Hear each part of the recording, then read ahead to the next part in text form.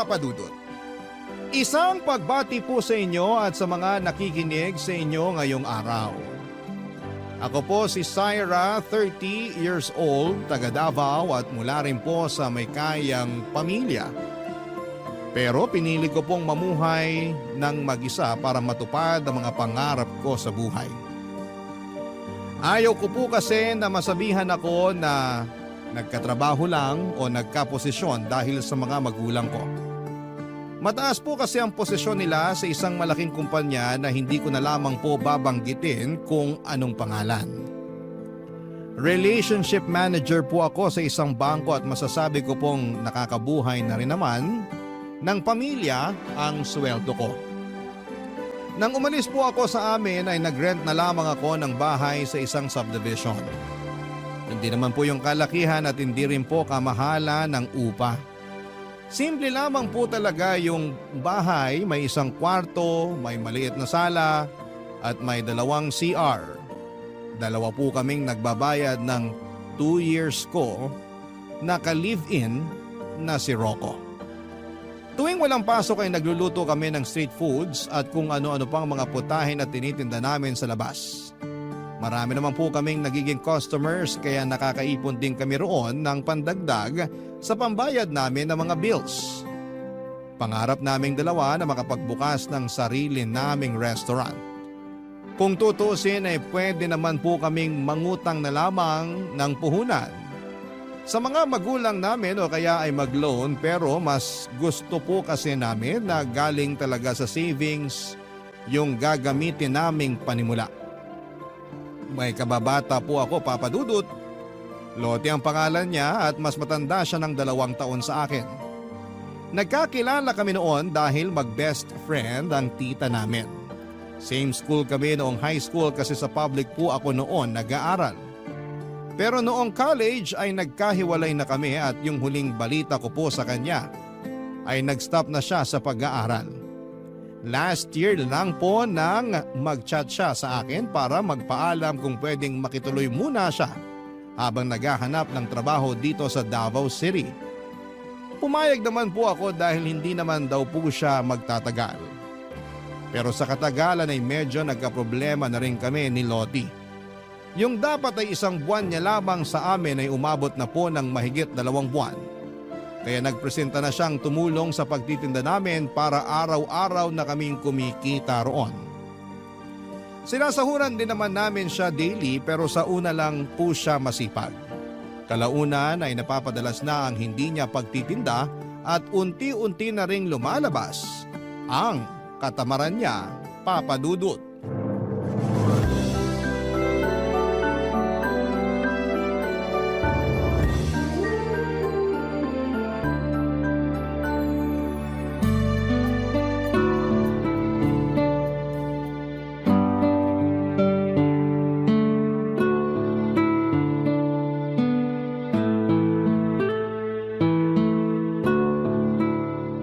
Lottie, hindi ka ba magtitinda ngayon? Hindi na muna. Bakit naman sayang yung benta kung hindi ka magtitinda ngayon?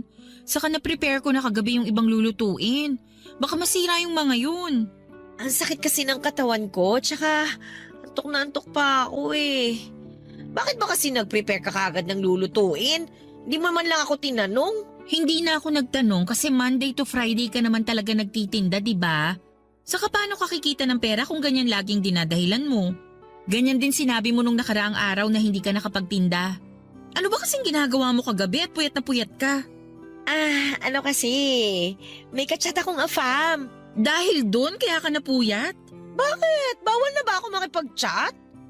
Ay, wala namang kaso sa akin kung nakikipag-chat ka sa kung sinong gusto mo o kahit anong oras ka pa matulog. Ang sa akin lang naman, may business tayo. Okay lang sana kung hindi ka nagsabi sa amin na ikaw na lang munang magtitinda kasi hindi ka naman namin uobligahing magtinda. Kaya naman namin gawin yun tuwing weekend. Ikaw naman? Masyado kang dedicated sa maliit yung business? Malaki naman ang sinasahod nyo ni Rocco. Kahit malaki yung sinasahod namin, kailangan pa rin namin ng extra income para sa pangarap naming restaurant. Alam mo naman yun, di ba? Malaki-laki rin kasing kinikita sa pagtitinda sa labas.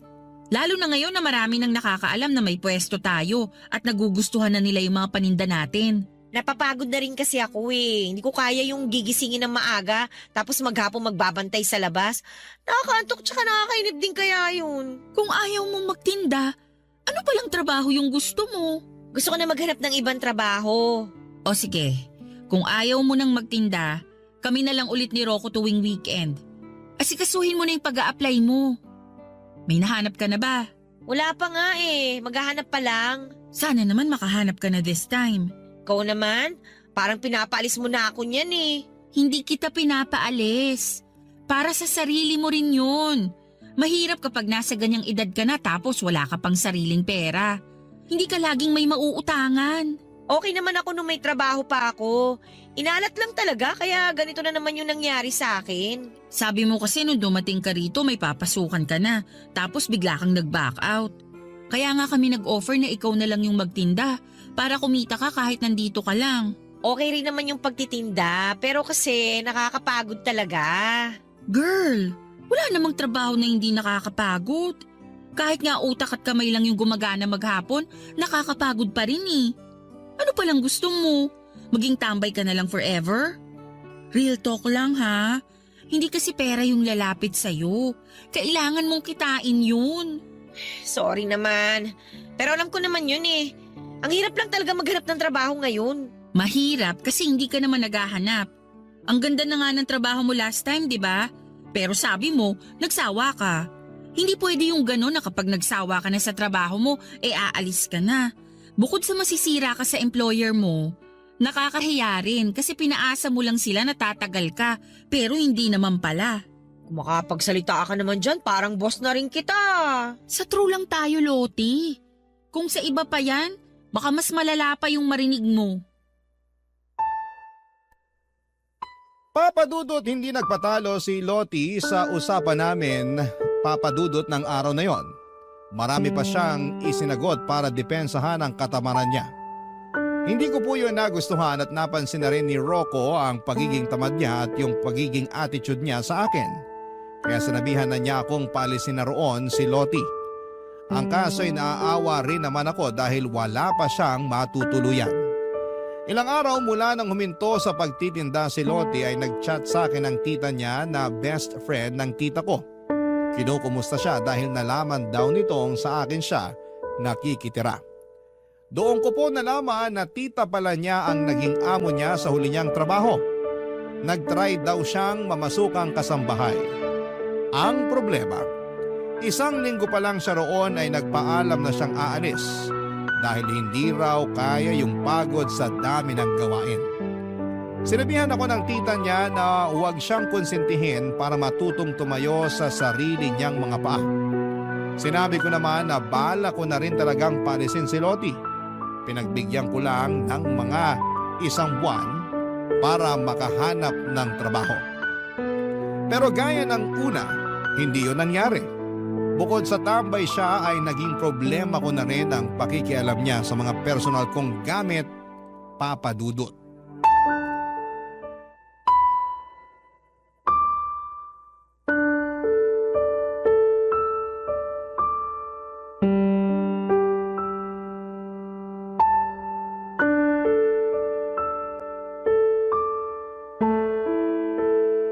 Loti, ginamit mo ba yung sabon ko? Ha? Hindi ah. Basa kasi yung sabon ko, tsaka wala na dun sa pinaglalagyan ko nung gagamitin ko na sana. Hindi ko rin naman nagagamitin yon, kaya kung ginamit mo talaga, sabihin mo na lang yung totoo. Oo na, sige na. Ginamit ko talaga yun kanina. Pasensya ka na ha. Wala na kasi akong sabon eh. Nakalimutan kong bumili kahapon. Please naman! Hinahayaan na nga kitang gamitin yung ibang mga gamit dito sa bahay. Pero wag mo naman pakialaman yung mga personal kong gamit. Alam mo namang sensitive yung balat ko, di ba? Kapag may ibang gumamit ng sabon ko, nangangati ako. Ano ba yan? Sela naman masyado. Hindi ko rin naman ginustong maging maselan ako pero iniingatan ko rin kasi yung sarili ko. Kaya nga ako bumili ng gamit na pansarili ko lang, di ba? May stock naman ako ng ibang sabon dyan. Kumuha ka na lang kung hindi ka pa nakakabili. Pero yung ginagamit ko sa CR, wag mo nang gagalawin.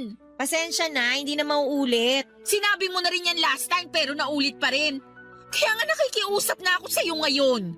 Hindi naman kasi dapat nagsishare ng sabon eh. Pati towel ko ginagamit mo na rin. May sarili ka namang towel.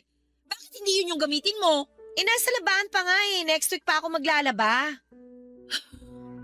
Isa pa yung mga labahan mo. Puno na yung laundry basket dun sa likod. Kung next week ka pa maglalaba, wala ka na niyang isusuot. Pati ba naman yun? Papansinin mo pa? Paano ko hindi papansinin? Kung kaagad yun ang makikita kapag binuksan yung back door. Paano na lang kung bigla kaming magkaroon ng bisita? Nakakahiya naman kung makikita yung nakatambak na labahan doon. Saka hindi lang ikaw yung nakatira dito sa bahay. Minsan pinupulot ko pa yung mga panty mong nakakalat sa laundry area. Bakit kasi hindi mo na lang hayaan doon? Sana sinabi nyo na lang sa akin para ako na yung gumawa. Nakakahiya naman kasi sa inyo. Nakakahiya talaga. Ilang beses ka na kasi naming sinabihan tungkol sa pag-aayos mo ng gamit mo, pero wala namang nangyari. So paano? Kami pa mag-a-adjust? Ginagawa na nga namin lahat para maintindihan ka, pero lumalabas na parang pabaya ka talaga sa mga gamit mo. Ang sabihin mo, pareho lang kay maarte ni Rocco. Alam mo, Loti, kung ayaw mo sa ugali namin ni Rocco at sa kalinisang gusto namin dito, humanap ka na lang ng malilipatan mo. At least, kapag may sarili ka ng tinutuluyan, wala nang makikialam sa'yo. Wala pa nga akong pera, di ba? Hintayin mo lang na magkatrabaho ako. Aalis na rin ako dito. Tsaka babayaran ko rin yung pagtira ko dito. Kahit pa konti-konti, parang wala kayong masabi. Hindi mo naman kailangang bayaran yun. Kahit nga sana hindi ka pa lumipat, okay lang eh. Basta makisama ka lang ng maayos. Sinusubukan ko naman eh. Pero lahat na lang ng gawin ko, may nasasabi kayo. Para sa ikabubuti mo rin naman yun. Kasi paano kung sa ibang bahay ka napunta, tapos gawin mo rin yung mga ginagawa mo rito? Baka mas malala pa yung marinig mo sa kanila. Hindi na kasi tayo mga bata na kailangan palaging sabihan. Pinamukha mo pang immature ako. O edi sige, ikaw na yung perfect. Ikaw na yung malinis sa katawan, masipag, mapera, lahat ng... Tigilan mo na yan, please lang. Ayoko makipag-away. At hanggat maaari, ayoko rin sanang magbitaw ng masasakit na salita. Pero kung mag-a-attitude ka pa ng ganyan, kahit pinagsasabihan ka lang naman, hindi naman pwedeng magpasensya na lang ako palagi. Sinasabi ko to sa'yo para alam mo kung ano yung iniisip namin. Kesa sa ibang tao pa kami maglabas ng sama ng loob, tapos magmumukha ka pang masama sa kanila. Nagigets mo ba? Sige na, ayusin ko na lang yung mga labahan ko. Huwag ka mag-alala. Hindi na rin ako makikialam sa mga gamit mo. Maghahanap na rin ako ulit ng trabaho para makaalis na ako dito.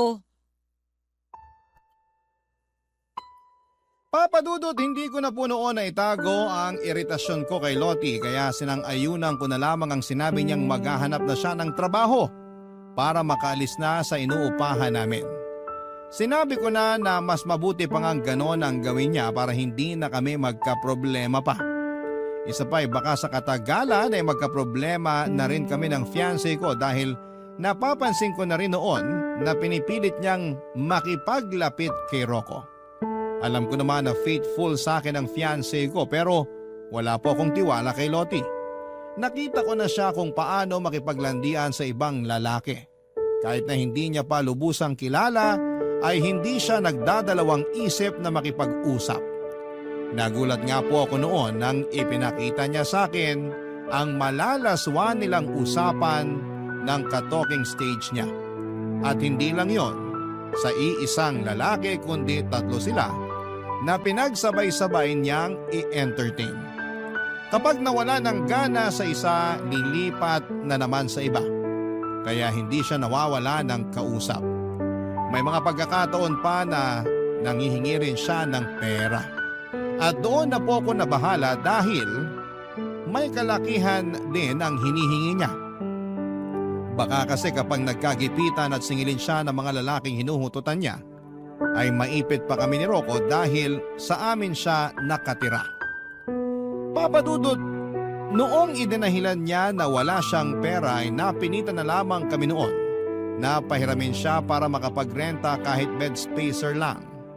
Hindi na rin naman ako nang hinayang kahit na alam kong hindi na niya ako mababayaran dahil nakahinga na ako ng maluwag nung hindi na namin siya nakakasama. Nagkaroon na kami ni Rocco ng privacy.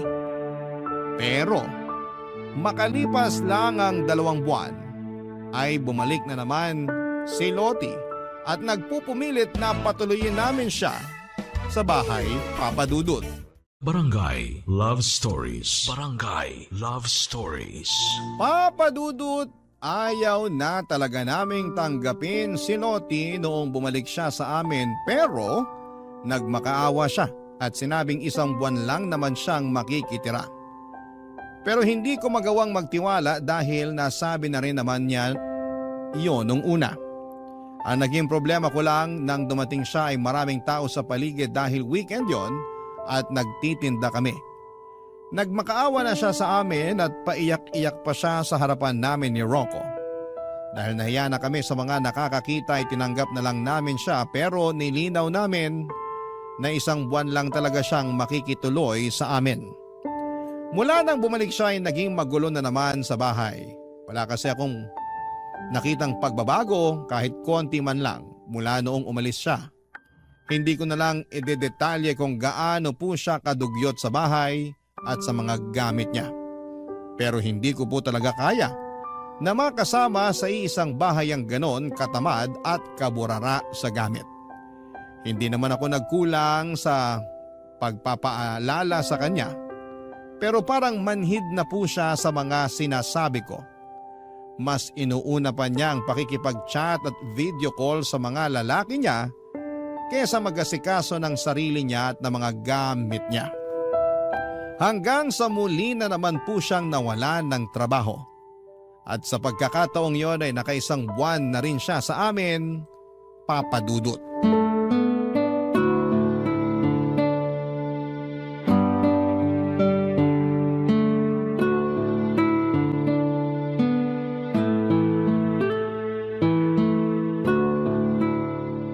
Ang sarap mo talaga magluto, Bes. Luto ka ulit ang hamonado, ha? Marunong ka namang magluto, di ba? Bakit hindi mo subukan? Wala kasi ako sa mood magluto, eh. Pero mahilig kang kumain. Oo, pero andyan ka naman eh. Alam ko namang mabait ka, kaya hindi mo ko hahayaang magutom. Kapal ng mukha ah. Uy, ba't ka naman nagsasalita ng mag-isa dyan? Lakasan mo naman yan para marinig ko. Wala yun, may naalala lang ako bigla. Okay, sabi mo eh. Uy, siya nga pala, hindi ba uwi si Rocco dito ngayon? Hindi, doon muna siya uuwi sa bahay nila. Ay, ganon? Sad naman. So, wala ka palang dilig ngayong gabi. Magaling siguro siya sa kama, no?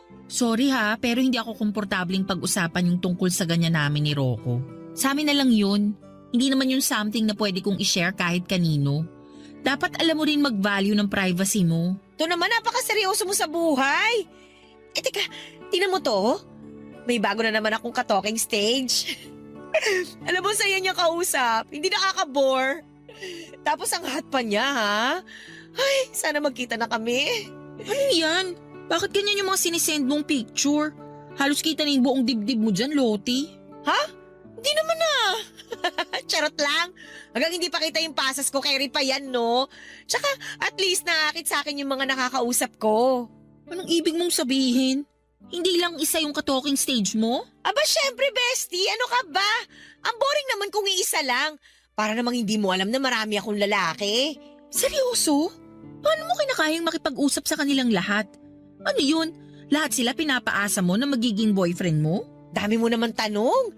Given ang pinapaasa ko lang sila. Pero aware naman sila, no? Alam naman nilang naglalaro lang kami. Loti, hindi magandang tignan sa isang babae na maraming kalandiang lalaki ah. Girl, boring ang buhay na walang kalandian. The more the merrier. Tingnan mo ako. Laging masaya kasi araw-araw yung Pasko sa akin. Ay, hindi kita maintindihan. Hindi kasi yan gawain ng matinong babae. Wow, napaka-pure mo naman, girl. Linis yarn. Hindi ako nagmamalinis, Loti.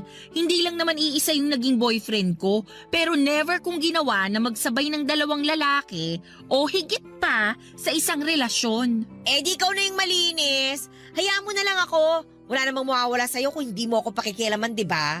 Alam kong buhay mo naman yan, pero bilang kaibigan mo, pinapaalalahanan lang kita. Kasi may malasakit pa rin naman ako sa'yo kahit ganyan ka. Salamat na lang sa malasakit mo. Pero masaya talaga ako na marami akong nilalanding lalaki. Tsaka single naman silang lahat eh. Paano ka nakakasiguro? Porket sinabi nilang single sila, maniniwala ka na? Sa bilis mong maniwala, baka mamaya may nasira ka na palang relasyon. Lalo na kung ganyan yung ginagawa mo. Nagsisend ka ng picture ng cleavage mo. Hanggat walang nag-PPM sa akin para sabing boyfriend nila yung nilalandi ko, kakalma lang ako, bestie. Ang saya-saya ng ginagawa ko, no? Lalo na kapag nakikipag-SOC ako sa kanila. Best experience! Ano naman yung SOC na yan? Sex on chat! My gosh, ginagawa mo yun? Loti naman. Hindi safe yung ganun. Ano ka ba? Oy, may rules kami ng mga nakaka-SOC ko, kaya safe kami, no? Alam mo, hindi ko na kinakaya yung mga nalalaman ko. Bahala ka na nga dyan. Papadudot, lumaki po ako na galing sa conservative na pamilya. Kaya hindi ko talaga kayang sabayan ang mga ginagawa ni Lottie. Hindi ko nagustuhan na masyado siyang welcoming pagdating sa mga lalaki. Hindi dahil sa naiinggit ako sa ginagawa niya, kundi nag-worry pa rin ako bilang isang kaibigan niya. Parang hindi rin naman kasi kaya ng konsensya ko kung may mangyayaring masama sa kanya at hinayaan ko lang yon. Papadudot. Nang minsan akong mag-invite na mga kaibigan ko sa bahay, nagpatulong ako kay Lottie sa pagluluto. Mga kaklase ko noong college sa mga bisita ko. Matagal na raw kasi nilang gustong makipag-bonding sa akin, pero dahil masyadong busy sa trabaho ay hindi ko sila ma-meet. Linggo noon kaya walang pasok, bali 3 lalaki at 2 babae po yung bisita ko. Wala namang magjowa sa kanilang lahat at parang magkakapatid lang talaga yung turingan namin. Nagulat po ako nang bigla na lang magtanong si Lottie kung anong Facebook account ng mga kaibigan kong lalaki. Nagkatinginan na lamang sila noon at bakas din sa mga mukha nila na ayaw nila yung ibigay. Pero dahil nahiya silang tumanggi ay napilitan na lamang silang ibigay kay Lottie ang mga pangalan nila. Hindi pa man sila nakakaalis sa bahay ay nakapag-send na kaagad ito ng friend request sa kanilang 3. Sabi ng mga kaibigan ko ay hindi naman daw nila ini-entertain si Lottie kaya hindi na ito nag-message pa ulit sa kanila. Pero matapos yon, papadudot ay sinabi sa akin ni Lottie na snub daw pala ang mga friends ko. Lihim na lang akong natawa noon. Hindi naman kasi uubra sa lahat ng lalaki ang paglalandi niya. At isa sa mga lalaking yon ang boyfriend ko na sinubukan na rin niyang landiin, papadudot.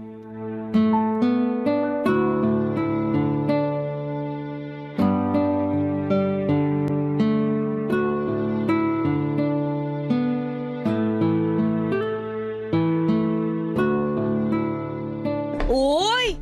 Mukhang masarap yung niluluto mo Patikim nga. Hindi ko pa natitimplahan na maayos. Mamaya na lang. Okay lang. Mukhang masarap naman lahat ng niluluto mo Parang ikaw. Uy, ano ba? Uy! Ba't ka ba nangyayakap? To naman! Nabanguhan lang ako sa'yo Masama ba yun? Hindi mo naman dapat ginagawa yun sa akin. Fiyase ako ng kaibigan mo. Respeto naman Sungit naman. Simpleng yakap lang Kahit na. Saka desisyon ko naman kung sino lang ipapayagan ko yumakap sa akin. Kaya pwede ba? Huwag mo nang uulitin yun. Anong nangyayari dito? Naririnig ko sa CR yung boses ninyong dalawa. Nagtatalo ba kayo? Pinagsabihan ko lang tong kaibigan mo.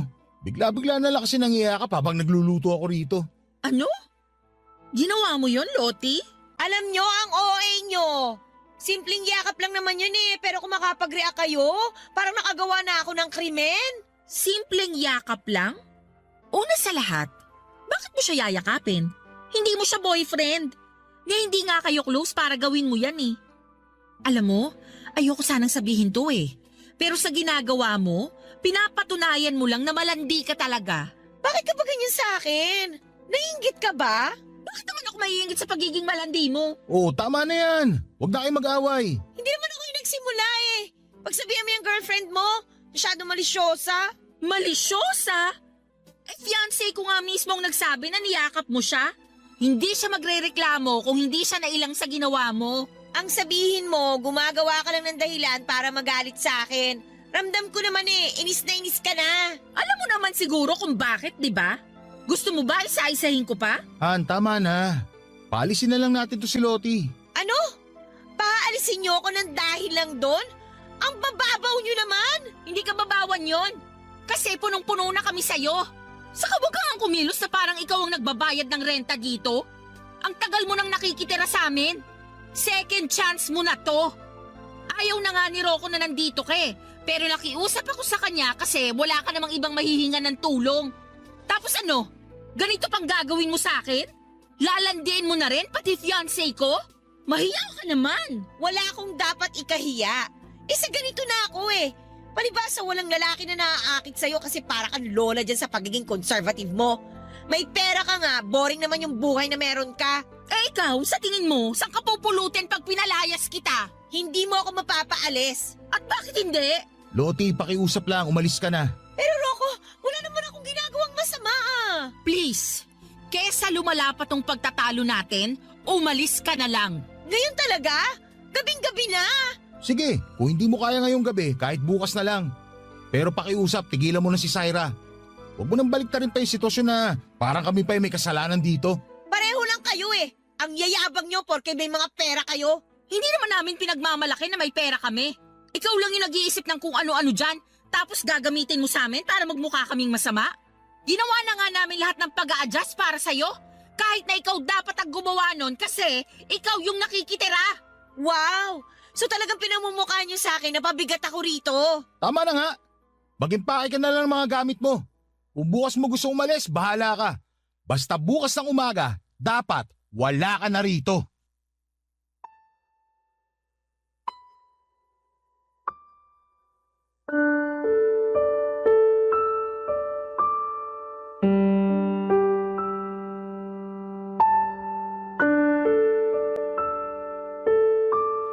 Papadudot mula ng palayasin namin si Lottie ay hindi na siya tumigil sa pagpaparinig niya sa social media.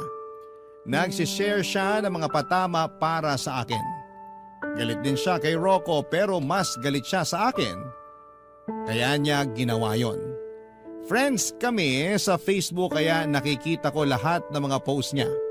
Hanggang sa sinadya niya na i-hide yung iba niyang post na minimension mismo ang pangalan ko. May mga mutual friend naman ako na nagmamalasakit at sinesend sa akin ng screenshot ng mga post niya. Hindi ko yon pinansin noong una hanggang sa itag niya na ako sa isang long post na patungkol na talaga sa akin. Nakasaad pa roon kung gaano kasama ang ugali ko at ang pagpapalayas ko sa kanya papadudot. Hindi niya binanggit si Rocco, lahat ng yon ay para lang sa akin. Dahil doon ay marami ang nag-message sa akin at nagtanong kung totoo ang mga sinabi ni Lottie sa post niya. At para naman i-address ang issue ay gumawa pa ako ng isang post para sagutin lahat ng mga tinatanong ng mga nakakakilala sa akin. Sinabi ko po ang totoong nangyari at pwedeng hindi ko na po idinitalye. Matapos yon ay blinako na si Lottie sa Facebook papadudot at hindi ko na po siya kinumpronta dahil alam kong hindi rin naman siya magpapatalo. Sa aming dalawa papadudot siya yung mas maraming masasabi na masasamang salita. Kahit marami pa rin ang nagtatanong sa akin ay mas pinili ko na lamang na manahimik at ipagpatuloy ang buhay namin sa kabila ng mga ginawa ni Lottie. Hindi naman kami ang talo roon dahil ginawa lang namin ang alam naming tama para sa problemang yon papadudot. Barangay Love Stories. Barangay Love Stories.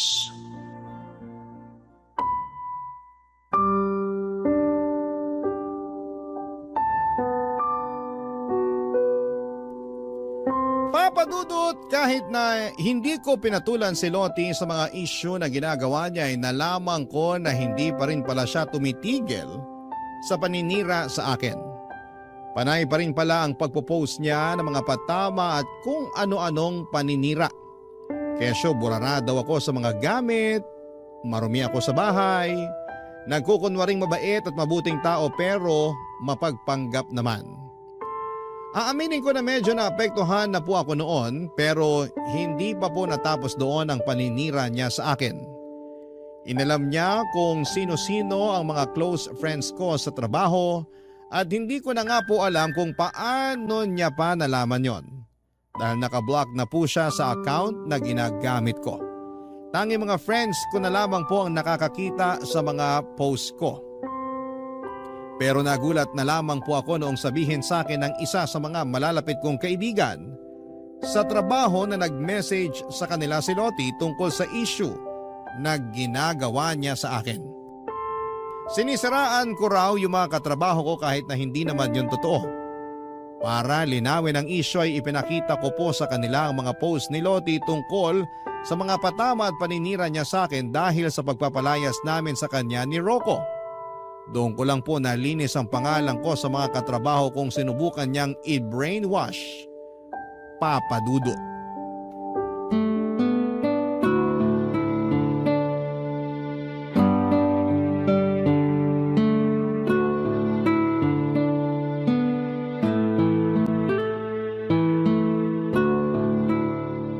Ang sarap naman ng beefsteak mo, Han. Gumagaling ka na talaga sa pagluluto, ha? Siyempre naman. Kailangan ko na masanay sa pagluluto. Kasi kapag ipinagbubuntis mo na yung first baby natin, hindi ko hayaang mapagod ka rito. Wow, ang sweet naman ng mapapangasawa ko. Ikaw rin naman. Ay, sarap sa pakiramdam kapag tayong dalawa lang yung nandito, no? Iniisip mo na naman ba yung ginawa ni Lottie? Hindi naman madaling kalimutan yun. Lalo na hindi pa rin siya tumitigil sa paninira sa'yo. Pwede mo nga siya kasuhan sa ginawa niyang paninira sa'yo sa mga katrabaho mo eh. May ebidensya ka naman. Ayoko na ng guluhan. Saka sa tingin ko talaga parang may mental health problem siya. Kaya hayaan na lang natin siya. Baka mas lalo pa siyang lumala kapag pinatulan natin ang pinatulan. Hindi mo dapat hinahayaang abusuhin yung pagiging mabait mo. Mamimihasa yun. Baka nga hanggang ngayon, hindi pa rin tumitigil si Lottie hanggat hindi kanya nakikitang umiiyak na parang isang talunan. Baka sa susunod, mas malala pa yung gawin niya sa'yo. Hindi naman siguro. Sino yun? Halos gibay na yung gate ah. Halika, tingnan natin. Syra! Syra, lumabas ka dyan! Ay, sabi ko na eh. Hindi pa talaga tapos si Lottie sa panggugulo sa'yo. Lumabas ka, Syra! Kailangan ng babaeng to. Ano na naman ba to, Lottie? Bakit ka nag-iiskandalo rito? Gabi na nagpapahinga na yung mga kapitbahay namin. Wala akong pakialam! Papasok ako! Tumabi ka dyan! Aray! Syra, okay ka lang? Makatula ka naman. Ayaw mo kasing tumabi eh! Sabi ng papasok ako! Hindi ka na pwedeng pumasok dito. Trespassing ka. Sa tingin mo may pakialam ako?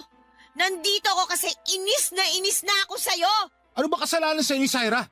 Kung tutusin nga, siya ay mas may karapatang mainis o magalit sa'yo dahil sa mga paninirang ginawa mo sa kanya. Pasalamat ka, hindi kanya pinatulan. Huwag ka nga nakikisaw-saw dito! Feeling gwapo ka naman dyan! Kasali ako rito. Pumasok ka sa bakura ng bahay na inupahan namin. Kaya bakit hindi ako makikisaw-saw? Umalis ka na nga!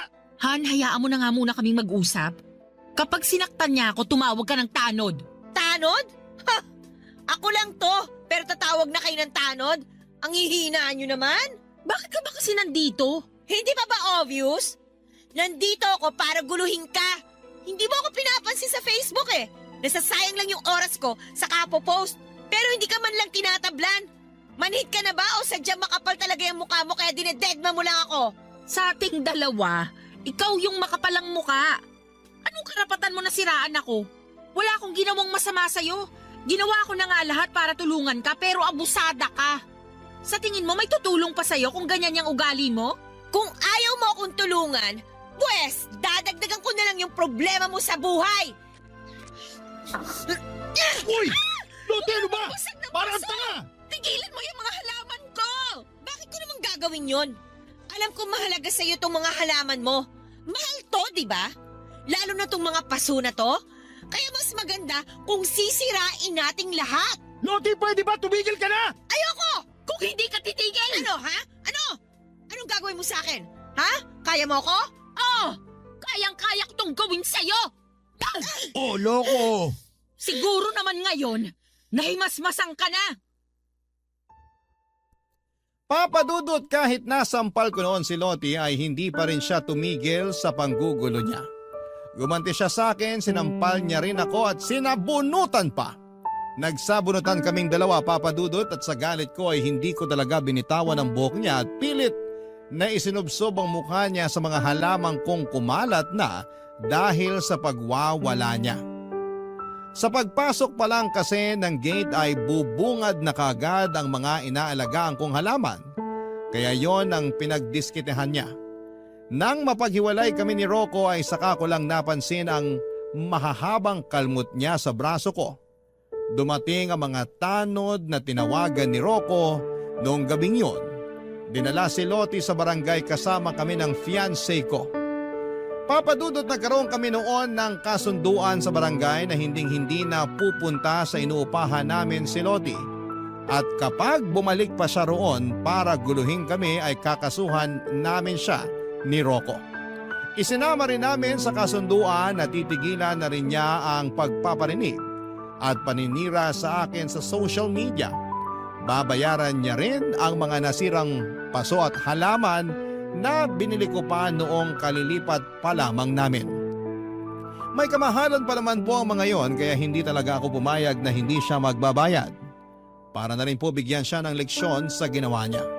Mula nang mag-usap kami sa barangay ni isang sorry ay wala kaming natanggap mula sa kanya. Hindi na rin naman kami umasa dahil alam naming mataas ang pride ni Lottie at feeling. Ang nakakatuwa lang doon ay hindi na talaga siya nagparamdam matapos yung nangyari at hindi na siya nagparinig sa Facebook at mukhang nag-deactivate na rin siya. Papadudot.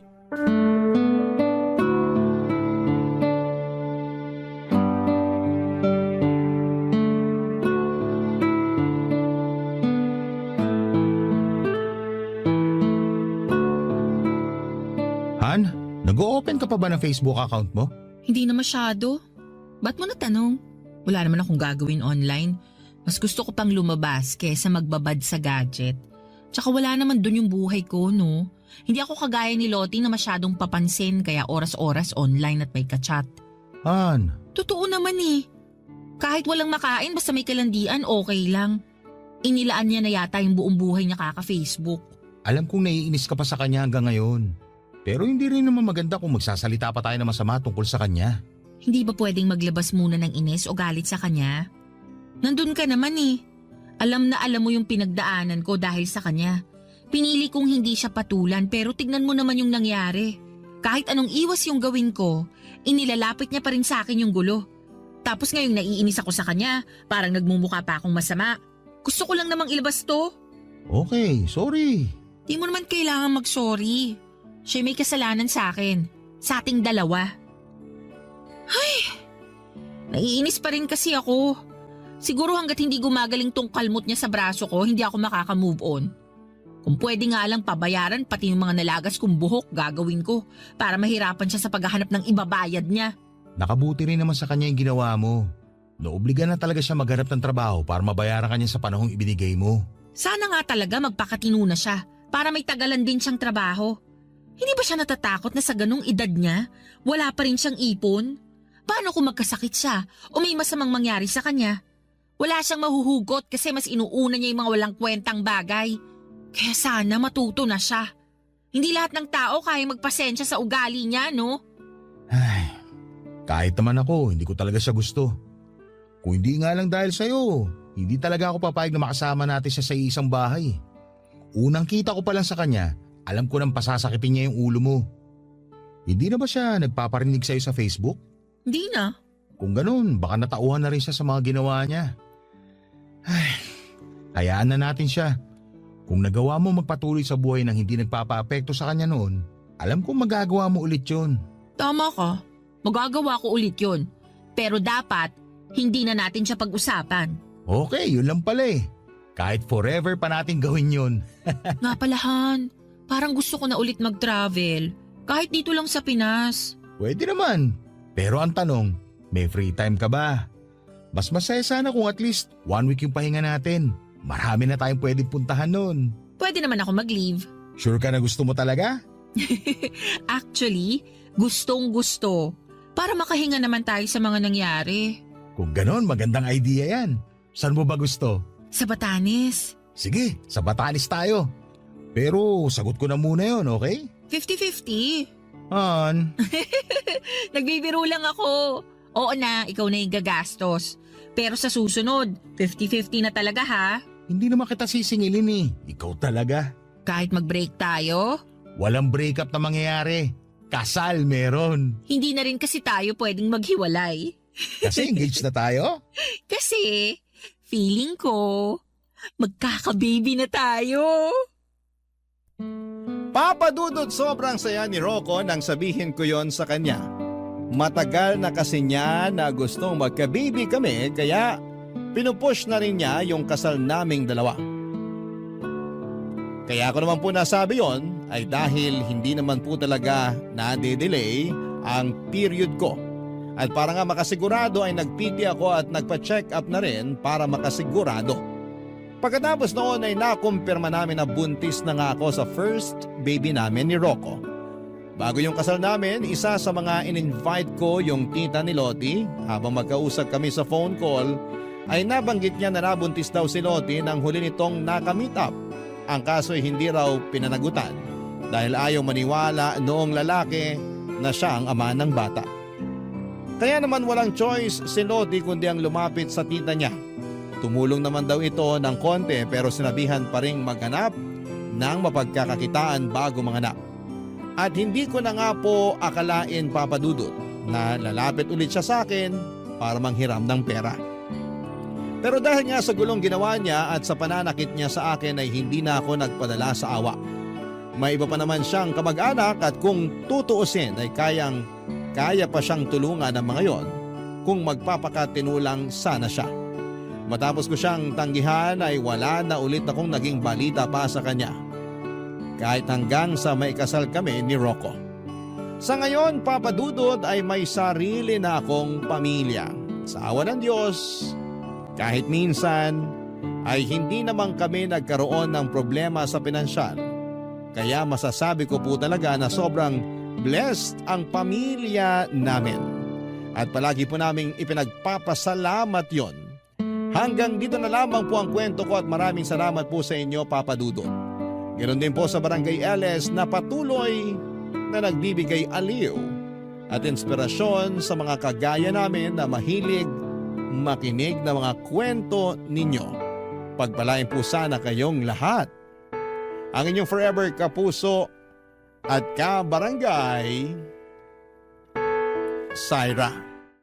Dear Papa Dudut, good day sa inyo at sa mga kabarangay natin na katulad kong panatiko ng Barangay Love Stories. Na-discover ko ang programa ninyo dahil sa kaibigan kong si Ricky. Mahilig kasi yung makinig sa mga love story kaya sinuggest niyang pakinggan ko ang programa ni Papa Dudut. Nga pala, tawagin niyo na lamang ako sa pangalang Willie, 31 years old at tubong Marikina. Pero kasalukuyan ako nagtatrabaho sa isang private company sa Quezon City bilang finance staff. Meron kaming grupo ni Ricky na magkakaibigan noong college. Bale, 5 kaming magtotropang lalaki at 2 babae. At hanggang ngayon, magkakaibigan pa rin kami kahit na sa iba't ibang kumpanya na kami nagtatrabaho. Sa paglipas nga ng panahon ay halos naka-attend na ako sa mga kasal at binyag ng mga anak ng mga kaibigan namin. At netong August 2024 lang ay kasal naman ni Ricky at ng long-time girlfriend niya ang aming pinuntahan. Pero sa aming 7, Papa Dudut, ako na lang ang natatanging walang girlfriend o asawa.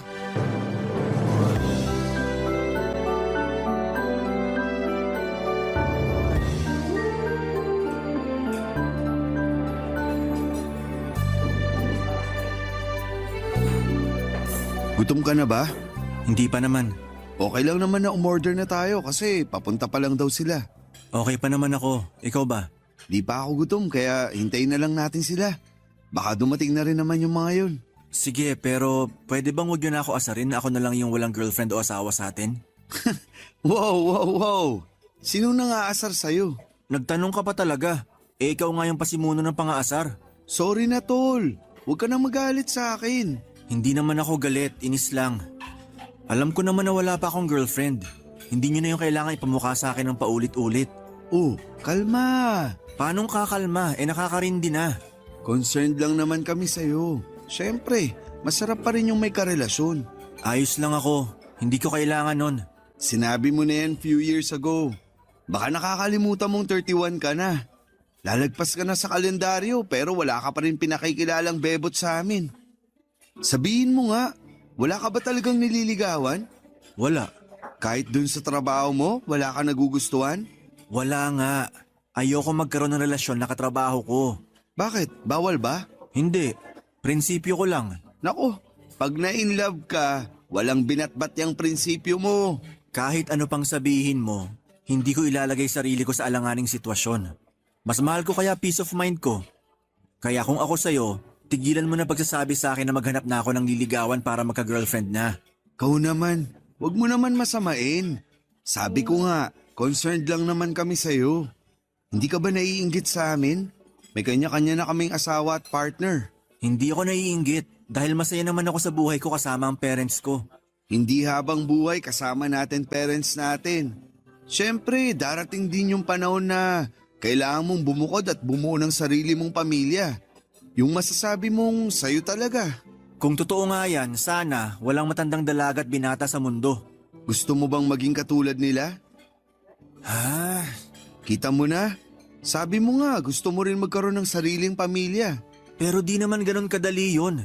Hindi ko alam paano ako mag-uumpisa. Anong di mo alam? Sa panahon ngayon, kahit teenager marunong manligaw. Saka maraming paraan para makakilala ka ng babae. Sumama ka kaya sa amin pag lumalabas kami para mag-hangout sa gabi hanggang madaling araw. Hindi yung umuwi ka agad ng maaga sa inyo. Dahil sabi mo nagluto ng masarap na hapunan yung mama mo. Mas gugustuhin ko pang kumain ng luto ni mama kesa sumama sa inyo magpakalasing. Tapos kinabukasan pinipeste ng hangover. Tingnan mo to. Napaka-KJ mo talaga. Paano ka makakakilala ng babae niyan? Sa bar lang ba't gimikan ako pwede makakilala ng babaeng liligawan? Hindi naman. Pwede rin sa mga volunteer works or marathon. Balita ako maraming magagandang babae dun. Hoy, hoy, hoy. Bunganga mo. Bakit?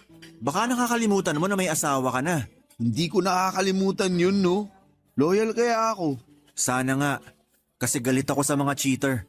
Alam mo kung ano ang sana ko? Ano? Sana magka-girlfriend ka na. Para naman maranasan mo na yung may katabi sa gabi.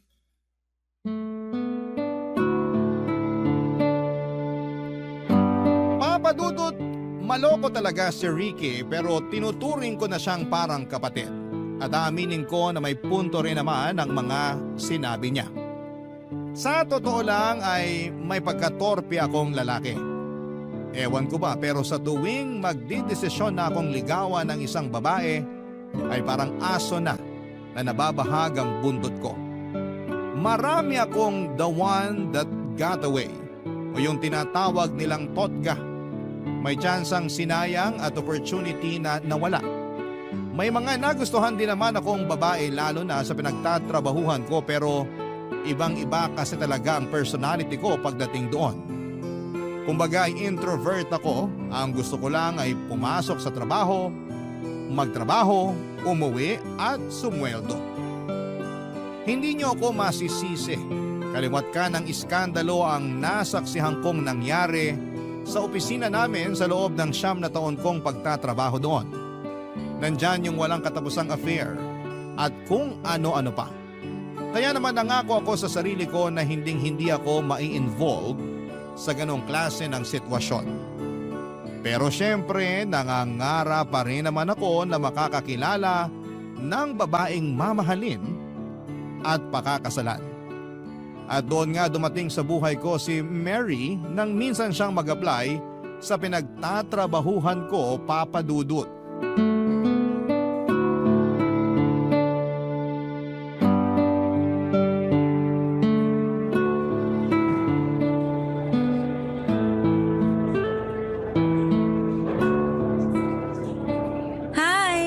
Pwede ba ako makishare sa table and chair mo? Yeah, oo naman. Teka, uurong lang ako. Thanks. Ayan, may space na. Pwede ka na maupo. Thank you uli.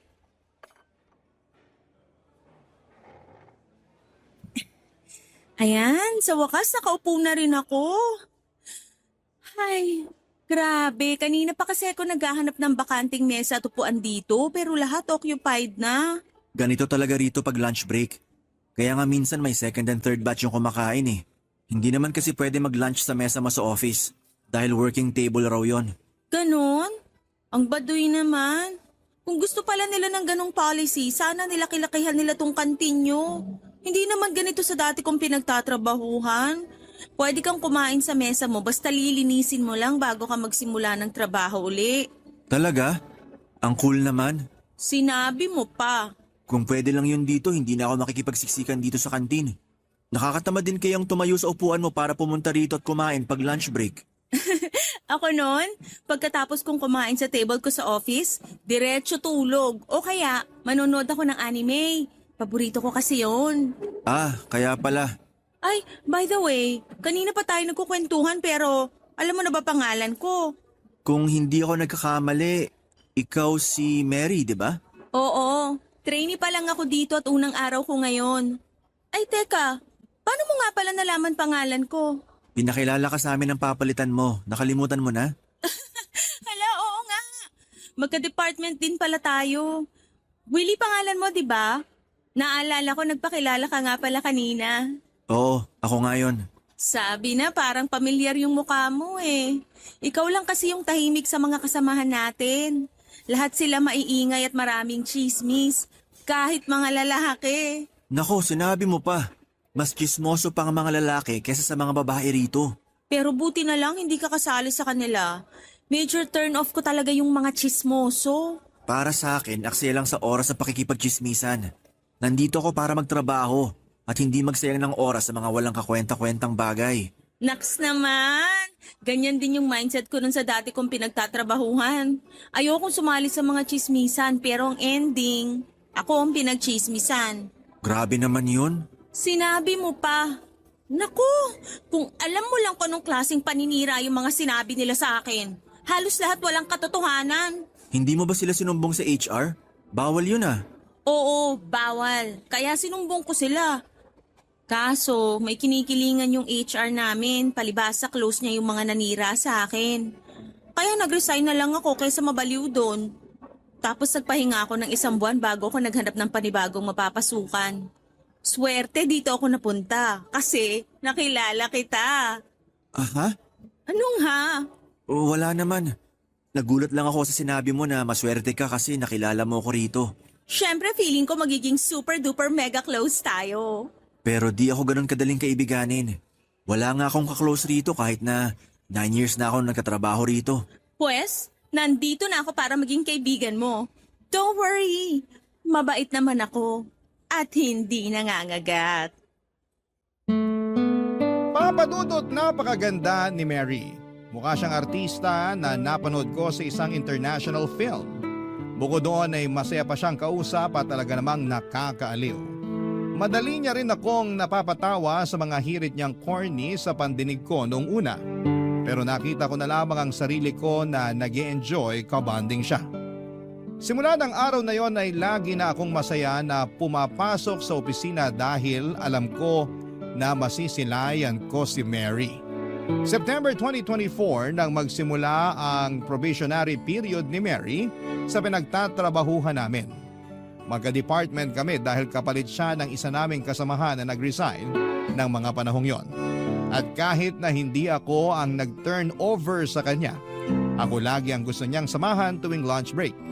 Nahalata na tuloy ng mga katrabaho namin, Papadudot, na nagkakamabutihan kami. Dahilan para walang humpay nila kaming asarin sa isa't isa. Pero ewan ko ba sa sarili ko dahil hindi ako naiilang o naiinis man lang. In short ay gustong gusto ko ang pakiramdam na tinutukso nila ako kay Mary ng mga panahong yon, Papadudot. Barangay Love Stories. Barangay Love Stories. Papadudot, totoo pala ang kasabihan na baka kainin mo ang salita mo. Dahil yon ang eksaktong nangyari sa akin. May pasabi-sabi pa ako na ayokong ma-involve sa love story ng mga tao sa opisina namin. Negatibo kasi lahat yon sa akin at sakit lang sa ulo, ngunit nakalimutan ko na meron din namang mga successful love story. May nagkakatuluyan, nagkakaibigan at sa huli ay nagpapakasal pa nga. Kahit ako, na tahi-tahimik lang, ay hindi mapigilang mapasa ng all sa isipan. Sa pagpapatuloy ng pagiging close namin ni Mary ay hindi na nga tumigil ang mga katrabaho namin sa panunukso sa amin, Papa Dudut. Pero wala namang kaming reklamo pareho dahil ramdam ko ng mga panahon na yon na gusto rin ako ni Mary. Isang gabi bago kami mag-out sa trabaho, nag-confess ako kay Mary na gusto ko siyang ligawan. Gulat na gulat siya nang sabihin ko yon, pero pagkalipas ng ilang sandali ay lumapad na ang kanyang ngiti. Pumayag si Mary na magpaligaw sa akin matapos naming katapatang gusto namin ang isa't isa. Nag-set kami ng araw para sa aming unang date, kaya lang ay na-realize ko na wala pala akong ideya sa kung saan magandang lugar ko siya pwedeng dalhin.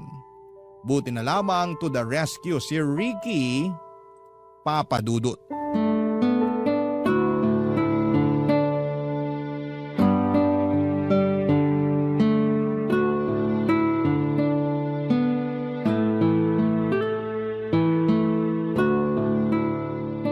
Buti naman naligaw ka rito sa bahay namin.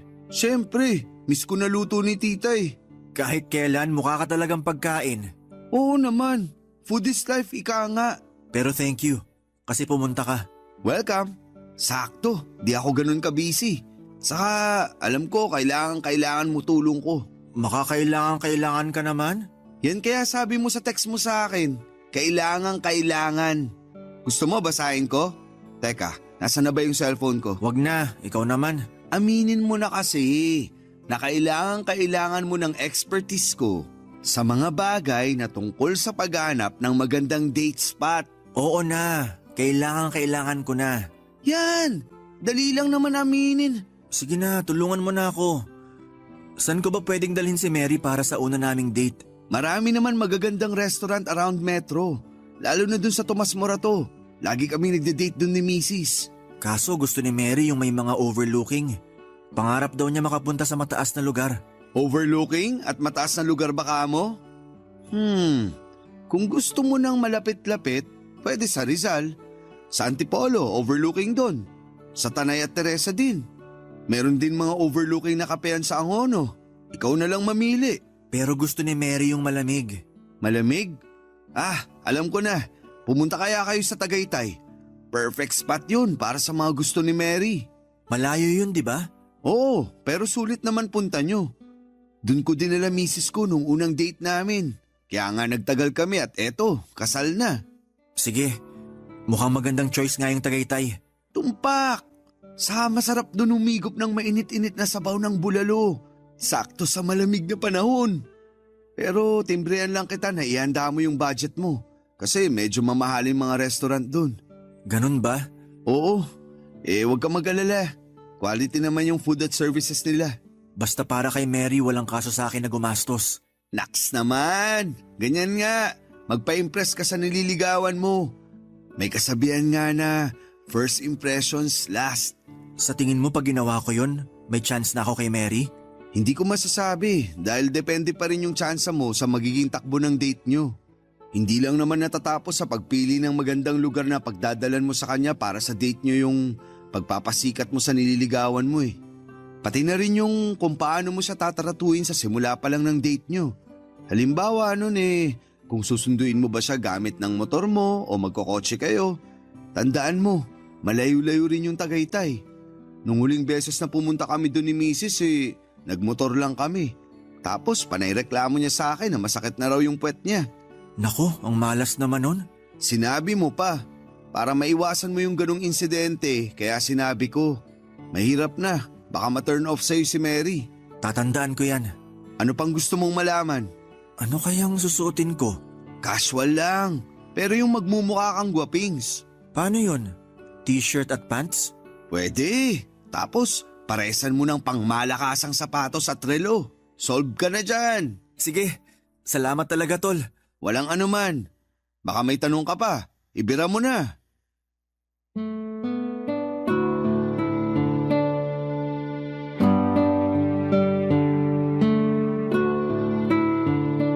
Papadudot dahil tiwala ako sa pagiging expert ni Ricky sa relasyon ay sinunod ko ang payo niyang dalhin sa Tagaytay si Mary para sa aming unang date. Medyo may kamahalan ng restaurant na pinili ko pero pinag-ipunan ko na lamang yon. Advance kong inalamang menu para ma-check ang presyo ng mga pagkain at nagpa-reserve na rin ako. May motor naman ako pero ayokong mapagod si Mary kaya naisipan ko na mag-rent ng kotse. Sumapit ang araw ng date namin, walang kaalam-alam si Mary kung saan ko siya dadalhin. Sinabi ko na lamang na magtiwala siya sa akin at yun ngang eksaktong ginawa niya. Kaya nasorpresa talaga siya nang dumating kami sa restaurant sa Tagaytay kung saan kami nag-date, Papa Dudut. Sinabi niya sa akin na first time pa lamang niyang makapunta doon at makakain sa mamahaling restaurant. Kaya naman masaya ako dahil nadala ko siya doon, Papa Dudut.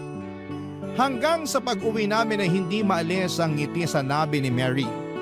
Kaya kahit lumagpas sa budget ang nagastos ko, ay wala naman akong pagsisisi. Pera lamang yon. Pwede ko pa namang kitain sa susunod. Totoo nga na nakadagdag pogi points kapag sa magandang lugar mo dinala ang isang babae para sa una ninyong date. Pagkatapos kasi noon ay mas naging close pa kami ni Mary. Yung closeness na parang tumama ako sa jackpot dahil mas naging clingy siya sa akin. Pero syempre, alam ko pa rin naman ang limitasyon ko dahil hindi pa rin naman kami opisyal na magkarelasyon. Isang araw, di nakapasok sa opisina si Mary kaya tinawagan niya ako at sinabing masama ang pakiramdam niya na kagagawa ng kanyang buwanang dalaw. Naaawa naman ako lalo at alam ko ang pakiramdam na yon dahil may mga kapatid din akong babae. Kaya nung sinabi ni Mary na pupuntahan ko siya sa bahay nila pagkatapos ng trabaho ay hindi na ako nagdalawang isip na umuo. Pero bago ako nakarating sa kanila ay dumaan muna ako sa butika para ibili siya ng gamot at ilang pagkain na paulit-ulit niyang binabanggit na gusto niyang kainin, Papa Dudut.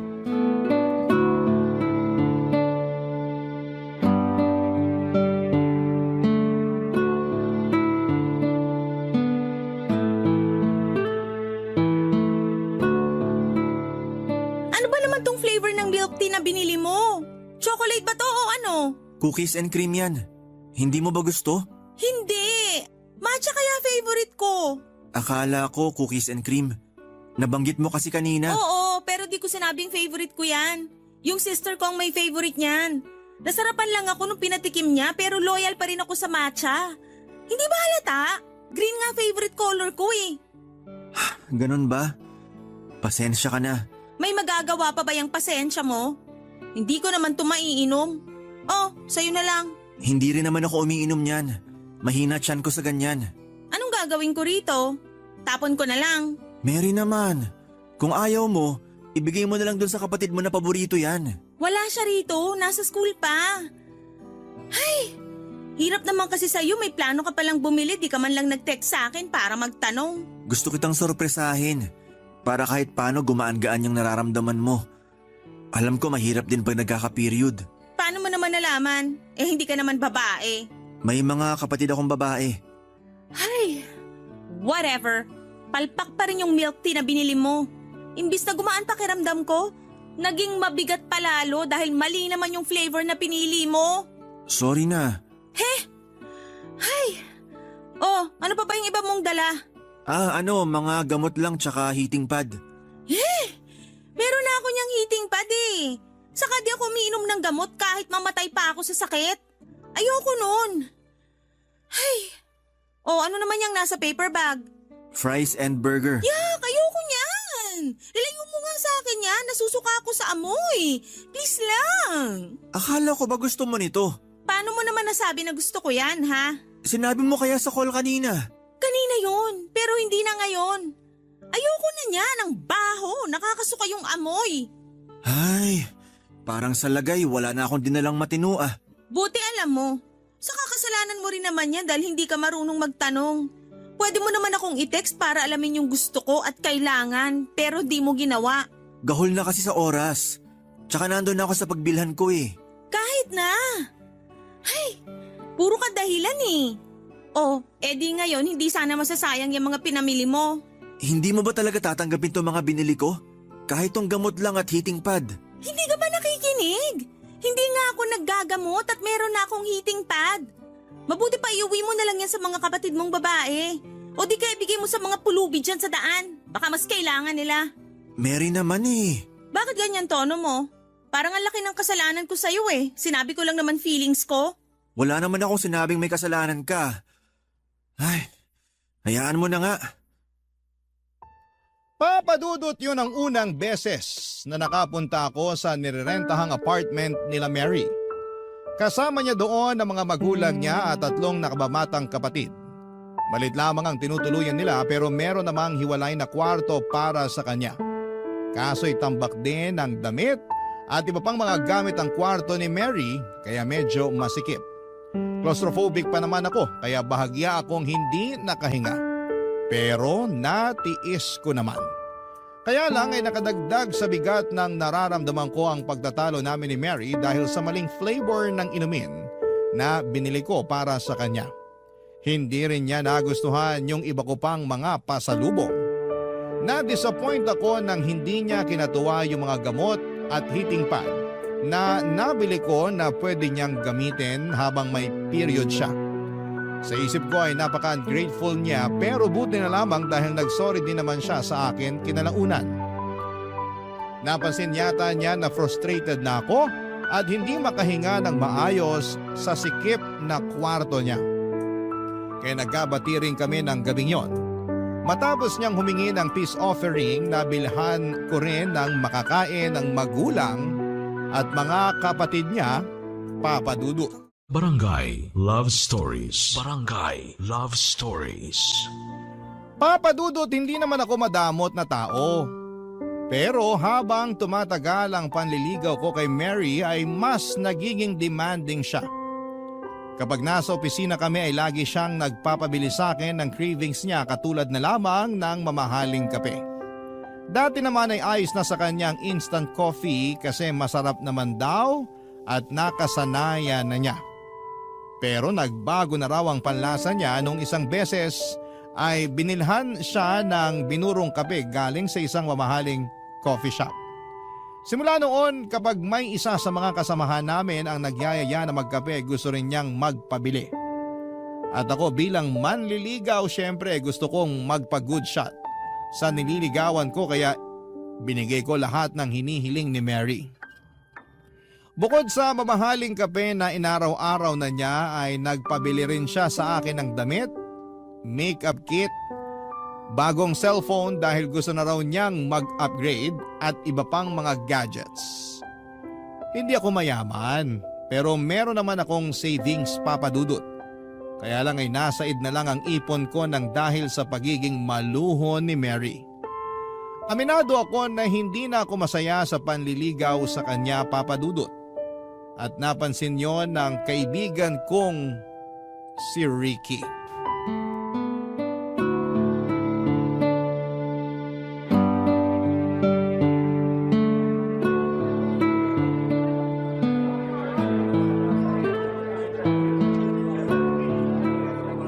Himala, hindi mo yata ka-date ngayong linggo si Mary. Ikaw nga, di mo kasama asawa mo. May outing sila ng mga kaibigan niya sa La Union. Banding daw kaya hinayaan ko na. Si Mary, may outing din ba? Wala naman. Busy lang. Hindi. Nagtanong nga kanina kung may plano raw ba akong ilabas siya. Sabi ko may pupuntahan ako. Pero palusot ko lang yon. Ayoko muna siyang i-date. Oh, bakit naman? Nakabudget ako eh. Sigurado di naman yun papayag na mag-date kami sa pipitsuging lugar. Expected na niya kasi na dadaling ko siya sa mamahalin. Talaga? Oo. Katulad nung unang date namin sa Tagaytay. Sandali. Kayo na ba o nililigawan mo pa lang siya? Nililigawan pa lang. At ganun na siya makapag-demand sa'yo? Oo, pero nung una di ko naman naisip yun. Kaya lang… Anong hindi? Demanding siya tapos hindi pa pala kayo. Mambihira. Di ako makapaniwala na ganyan pala ugali ng babaeng yan. Mabait naman si Mary. Mabait kapag may kailangan. Alam mo tol, magpakatotoo ka na nga. Tayo lang magkausap dito. Magsabi ka sa akin, ano pang hiningi sa'yo ng babaeng yan? Marami-rami na rin. Nagsimula lang naman yun sa mamahaling kape, pagkain, Tapos mga damit, sapatos, makeup kit, bagong cellphone at iba pang gadget. Pulubi ba siya? Ricky naman. No offense pero asal pulubi yan eh. Yung nangihingi sa manliligaw. Sobrang demanding tapos hindi pa kayo sa lagay na yan ha. Ibig bang sabihin kapag naging kami, ayos lang na maging demanding siya? Hindi pa rin. Kasi di ka naman bangko para laging maglabas ng pera sa tuwing may gusto siyang bilhin. May trabaho naman siya. Bakit di siya gumastos sa sarili niya? Kulang pa raw yung sweldo niya pambayad nila sa renta ng apartment bills at pagkain nila. Doon lang daw madalas napupunta yung kita niya at wala nang natitira sa kanya. Pero hindi excuse yun para gamitin ka na niya. Hindi naman niya ako ginagamit. Nililigawan ko nga siya, di ba? Hindi ganyan yung tamang panliligaw. Matuto kang humindi. Huwag kang maging bigay todo. Saka di ka naman mayaman eh. Paano na lang pag naging kayo? Eh di mamumulubi ka sa kanya. Mahal ko na si Mary. Kaso nalulungkot ako sa ginagawa niya sa akin. Matanong nga kita, tol. Ano yun? Kumusta yung estado ng panliligaw mo sa kanya? Alam ko, mali na tanungin kung may pag-asa ka ha. Kasi di naman doon nasusukat ang lahat. Pero gusto ko lang malaman. Curious lang ako. Napag-usapan niyo ba kung hanggang kailan ka manliligaw sa kanya? O kung may plano ba siya na sagutin ka? Ang totoo, ilang beses ko nang tinanong sa kanya pero paulit-ulit niyang sagot maghintay daw ako. Darating din daw yung araw na magiging kami dahil mahal na rin naman daw niya ako. Nak ng tok, neneng. Malabo pa yata sa mga mata kung may grado na 500 yung sagot niya sa'yo eh. Red flag na yan, tol. Distansya na. Paano naging red flag yon? Hindi ba halata? Pinapaasa ka lang yan. Ginagamit ka lang niya dahil may mahihita siya sa'yo. Sa nakikita ko, di ka talaga niya mahal. Kunwari lang siya. Mahal lang niya yung komportableng buhay at mga bagay na naibibigay mo sa kanya. Papadudo, tama rin naman si Ricky nang sabihin niyang dapat matuto akong humindi sa mga hirit at pabili ni Mary, lalo na at hindi pa naman kami magkasintahan. At kahit na kami na, dapat alam ko rin ang limitasyon ko sa mga bagay na kaya kong ibigay sa ngalan ng pag-ibig. Pero ayoko naman talagang isipin na ginagamit lamang ako ni Mary para makabili ng mga luho niya, papadudot. Hindi ganon yung pagkakakilala ko sa kanya, kaso'y pinapakita niya ay unti-unti akong naliliwanagan sa tunay niyang pag-uugali. Pero siguro'y wala namang pinanganak na perpekto, papadudot. At dahil nga mahal ko noon si Mary, handa akong makipag-compromise. Dahil napansin ko na madalas ay wala siyang baon ay naisipan kong ipagdala na rin siya ng pananghalian. Tiwala naman ako na magugustuhan niya ang luto ng mama ko kaya pinagbaon ko siya. Nagdala na rin ako ng merienda para hindi siya gutumin pero makaraan lamang ang 3 araw. Nalaman ko na chinichismis niya pala sa mga kaopisina namin na hindi masarap ang luto ng mama ko. Na cheap akong manligaw at hindi raw ako ganon kaseryoso sa kanya. Masama ang loob ko sa kanya pero nang sumunod na araw ko na siya kinumpronta kung kailan magkasama kami sa bahay nila. Sabado kasi noon at pinapunta niya ako sa kanila, papadudot.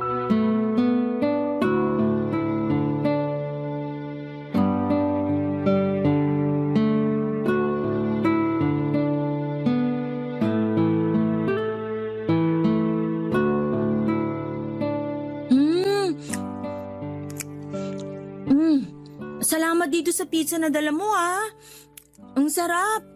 Buti na lang naisip mo na magtanong sa akin bago ka bumili para di nasasayang yung pera mo. Buti naman nagustuhan mo na. Oo naman. Paborito ko to pepperoni. Ayaw mo ba? Di ka kumakain Hindi mo gusto yung flavor? Gusto naman pero wala akong gana. Sige ka, ubusin namin to nila nanay at tatay. Sige lang, family size naman yan. Sandali nga. Bakit naman ganyan tono mo? Ang cold mo Hindi ako cold. Huwag mo nga akong pinaglololo ko. Alam ko yung cold sa hindi. Aminin mo, masama loob mo na pinabili kita ng pizza, no? Hindi masama loob ko. Saan naman ang galing yan? Sa akin lang. Base sa naobserbahan ko sa'yo. Ano? Tama ako, di ba? Masama loob mo? Hindi nga masama ang loob ko. Bakit ganyan mood mo? Nagtanong ka ba talaga kasalanan mo kung bakit ganito ang mood ko? Paano naging kasalanan ko? Kasi chinichismis mo ako sa opisina. Sinisiraan mo ako dahil pinagbabaon kita ng pananghalian at merienda. Pati luto ng mama ko iniinsulto mo pa. Tama ba yun? Yun ba? Bakit? Na-offend ka? Nagsasabi lang naman ako ng totoo, lalo tungkol sa luto ng mama mo. Hindi masarap pero lagi mo nga nauubos yung dala ko sa'yo. Siyempre, nakakahiya naman kung magtitira ako, no? Saka saan ka naman nakakita ng manliligaw na pinagbabaon yung nililigawan niya? Ikaw palang nakita kong ganon. Anong masama doon? Wala. Pero ganyan ka ba kakuripot? Kuripot pa pala ako sa lagay na to? Halos lahat nga binigay ko na sa'yo kahit na hindi pa tayo. Magiging tayo rin naman eh. Maghintay ka lang. Hirap sa'yo, masyado kang mainipin. Hindi ako mainipin. Marunong ako maghintay. Pero mukhang tama nga yung sinabi ng kaibigan ko tungkol sa'yo. Ano yon, ha? Na demanding ka at manggagamit. Ano? Ulitin mo nga yon? Demanding ka at manggagamit. Ginagamit mo lang ako kasi may mapapala ka sa akin.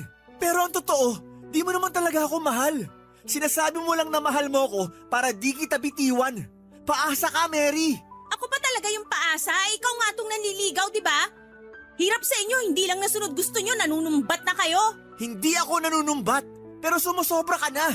Oo, nanliligaw pa lang ako. Pero hindi ibig sabihin pwede mo na akong abusuhin. Masyado ka namang pa-victim. Akala mo naman anong ginawa ko sa'yo. Gusto mo ba isoli ko mga gamit at damit na binigay mo? Nandyan lang naman kasi yung iba. Nakatambak lang. Hindi na. Ano namang gagawin ko sa mga yon? Mas kailangan mo yun. Anong sinabi mo? Nakaka-offend ka, ha? Wala na akong pake kung na-offend ka. Problema mo na yun. Buti pa alis na ako. At saan ka pupunta? Uuwi na. Wala talaga ako sa mood, sorry. Hoy, Willie! Bumalik ka rito! Huwag kang umalis! Hoy! Papadudot na piko na talaga ako noon kay Mary nang dinamay niya ang luto ng mama ko. Hindi kasi totoo yon. Masarap magluto si mama at nung sabihin kong ipagbabaon ko ang nililigawan ko ay suportado ako ng mama ko. Kaya naman nakakagalit na sinisira niya sa ibang tao ang luto ni mama. Bukod doon ay nakaka-offend din na tinawag niya akong cheap dahil lang sa gusto kong magtipid. Sa totoo lang, ayoko naman talaga siyang pagsalitaan ng hindi maganda o iwanan ng araw na magkasama kami sa bahay nila. Pero bigla ko na lang naramdaman na hindi ko na kayang maging masaya na kasama siya at nasasakal na ako sa kanyang presensya. Kaya nga pakiramdam ko ay nakahinga ako ng maluwag pagkalabas ko ng bahay nila, Papa Dudut. Hindi pa ako umuwi sa bahay ng araw na yon, sa halip ay dumiretso ko kina Ricky.